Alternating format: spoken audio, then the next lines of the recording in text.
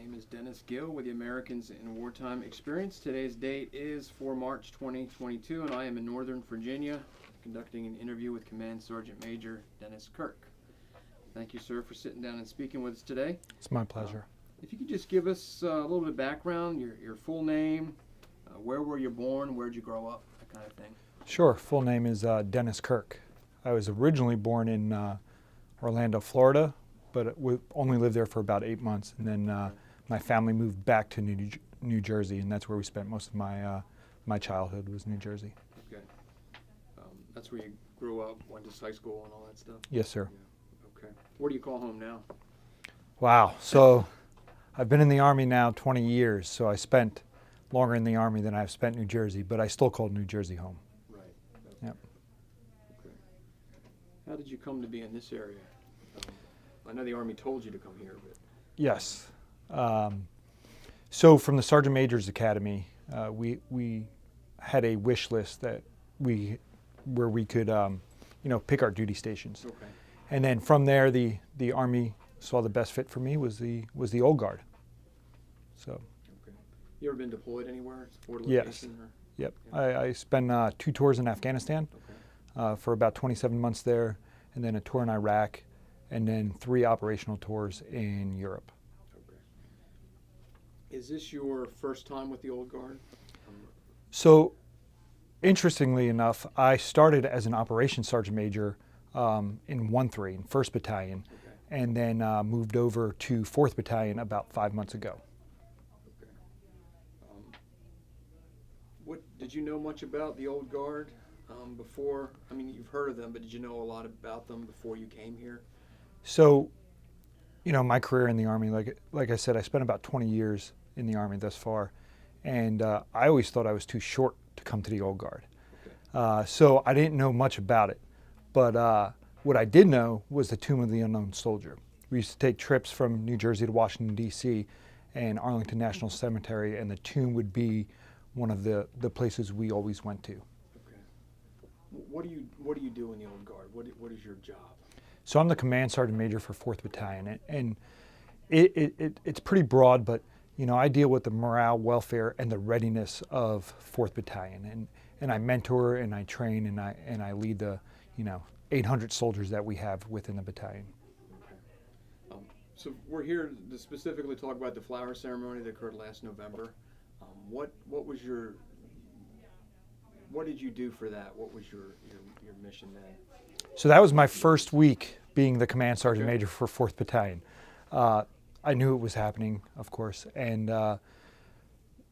what I did was kind of the organizational leadership, ensuring that the Tomb Sentinels had the resources that they needed, and just deconflicted anything with Arlington National Cemetery and the Tomb of the Unknown Soldier. What kind of challenges did that pose? Again, this is the first time something like this has been done. So nothing to fall back on for experience. I'm not sure all the challenges that were posed were brought to my attention, but as I've heard, that with the mat moving from the plaza side to the mall side, and the Tomb Sentinels had to face a different way and do something a little different than what they're used to, and I don't necessarily see that as maybe a challenge, because I knew the Tomb Sentinels would execute it flawlessly, just like they did. Right. YouTube is full of videos of people acting not on their best behavior, if you will. How were people for those 2 days? Were there any issues that stand out, or were people, very well behaved?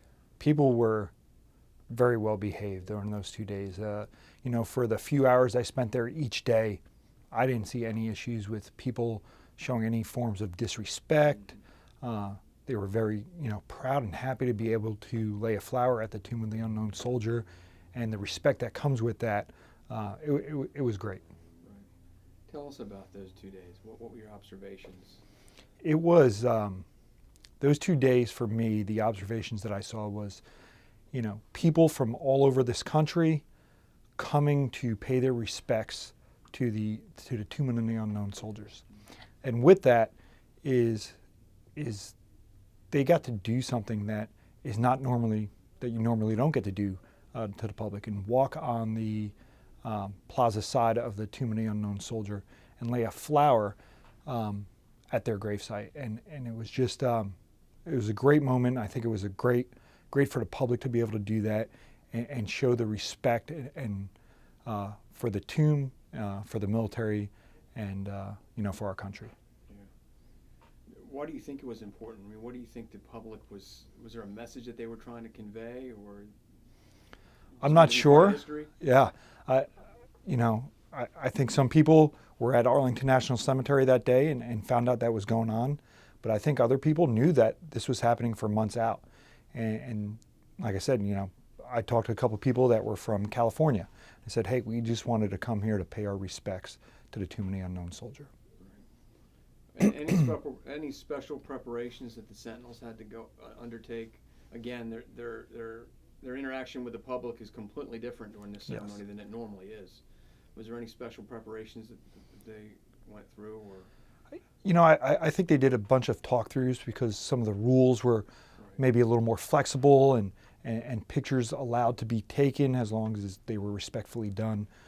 So I think, they adapted. They adapted very quickly to some of the rules for those 2 days, and there was no issue. Yeah. Were there any groups or anything that stood out that you saw? Any individuals maybe that stood out?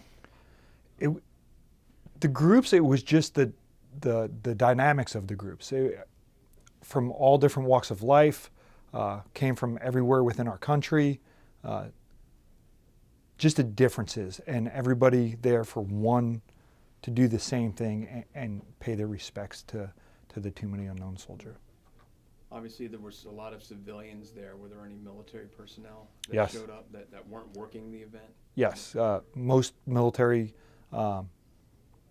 generals, sergeant majors that were in the area, not part of the old guard, they all came and laid a flower at the rose, or flower at the Unknown Soldier. Yeah. Anybody that was in the area, I came to that. Yeah. So 100 years after the first unknown was laid to rest there, with the technology today, we can identify anybody from a fingernail with the DNA. Is it still relevant today, do you think? I think it is. And the reason is it's a symbol, right? That it's a symbol for servicemen and women and for the country to know that, no matter what happens, whether it be overseas, even though we can figure out who, everybody is through DNA and all that stuff now, it's a symbol of how it was in the past, how we would continue to support and guard the unknowns 24/7. And it's that, that symbol that we want to take forward with us. Right. It's been said, I've heard it said, that the mission of the Sentinels, the Tomb Guards, is one of the most important missions in the Army. Do you agree with that? I do. Why is it so important? Because we are guarding soldiers that made the ultimate sacrifice for our country, and with that, we have that opportunity to guard them, and that's why it's one of the most important positions within the military. Do you see it as that those soldiers that are laid to rest there, those unknowns, that they're still continuing to serve? Yes, every day. What did you get to see the Crow Nation had an honor guard there? Did you get to witness that at all? I did. Yeah. I was there, and that was, I think it was pretty awesome seeing that, and just a perfect segue into the whole 2-day ceremony. And they were there 100 years ago. Yes, sir. As well. What statement do you think people were trying to make? The people that went out of their way, came from California. I heard a story of a lady that heard about the event only a few days before, drove from Tennessee to lay a flower, and then drove right back. Yep. What kind of message do you think they were trying to convey? Message of support. A message that they care.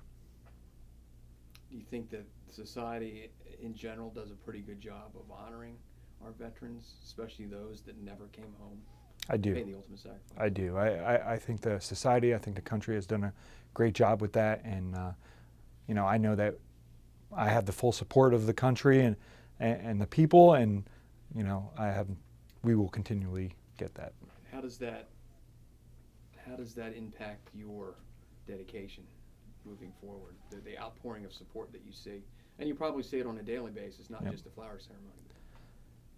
So how does that impact your dedication to the mission? Just knowing all the public does support you. It just makes you feel good about what you're doing. You know, knowing that you have the support will just make you work that much harder and inspire you to do more. Right. Did you get a chance to see the flowers after? I did. It was just it was a great picture, seeing all the roses around the tomb of the unknown soldier, and I was just kind of in awe of the scene that it created. Right. Yeah. Right. What are your overall impressions of how it went, how the ceremony went? Again, never done this before, so there's nothing really to compare it to. You know, for being there only 7 days and not knowing, 100% of what to expect and what was going to happen, that overall ceremony was awesome. I think it went really well. Everybody who was, from the tomb to the Arlington National Cemetery to everybody supporting that event, people bringing the flowers, it just went great. Yeah. Would you like to see something like that happen again? I would. Should we wait another 100 years?